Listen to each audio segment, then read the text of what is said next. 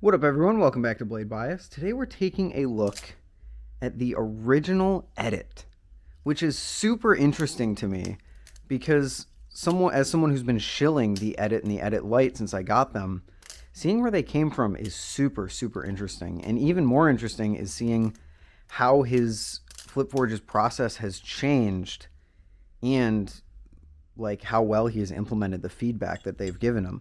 But while I was digging around for this, I found these, and these are somehow even more sad in real life.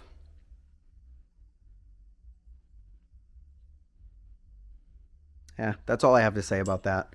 They're even more sad in real life somehow. So, those suck.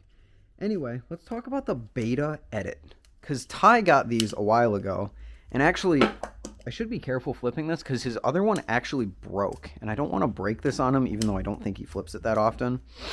But he had a lot to say about it. Notably, it didn't really stay in your hands very well. And I can definitely feel that.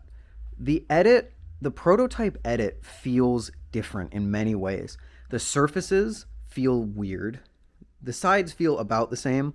But the surfaces feel like they're they're printed a bit differently, which I'm sure they probably are. The blade obviously has this ugly nose pin. I hate nose pins, but I do like how he managed to match it to the handles, give the blade some contrast. And the blade is different, I believe. I couldn't exactly tell you how it's different, but it looks smaller to me, maybe. And also the whole thing is heavier and doesn't have adjustable weights. This is a full edit, not an edit light. It's heavier than the actual edit. It feels like on par with maybe the Kuno or maybe even heavier. And I don't like that. I think it was a good choice to lower the overall weight of the edit to 3 ounces.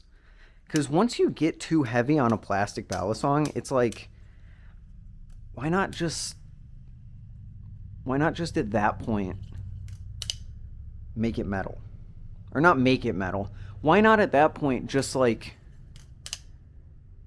flip a metal balisong? Why wouldn't I just pick up a metal balisong and flip that instead? And this thing just like it feels like an edit, but it doesn't at the same time.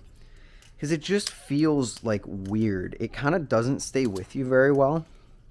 Like if you chaplain on it, like it just kind of it spins itself out really fast. And like you kind of have to flip it a little bit weird. I'm sure you can probably see it in my flipping. I'm flipping it like just a bit weird. I can certainly see why this was upgraded and why Ty wasn't the biggest fan of it, especially, since his original one broke. Or I guess I should say his other one broke.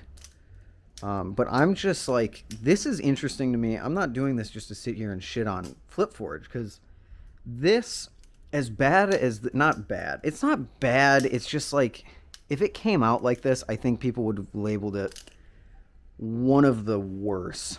Not worst, but one of the like lower plastic balisongs. Because like there's something about it. It's just maybe too much pivot weight. It just doesn't stick with you very well. I just like feel kind of weird flipping it. But I'm not doing this to shit on FlipForge, because the worse that this is, it makes his other products look all the better. The fit and finish on the new edit is so much better. The durability, I imagine, is so much better because mine hasn't broken and mine is literally cracked in the handle.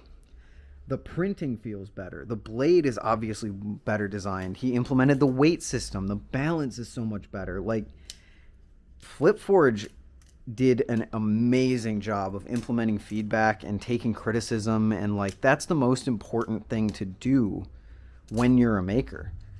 If you're a maker who can't really take feedback well and looks at your customers and thinks, I know better than them, I'm going to do it this way, even though people are telling me otherwise, that this should be changed, that's just like, you're setting yourself up for failure.